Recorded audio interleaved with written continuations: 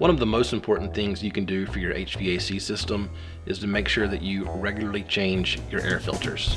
We recommend at least once every 3 months, but in some cases, if you have animals in the home, it may be required more frequently.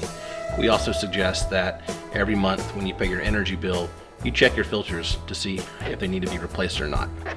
When replacing your filters,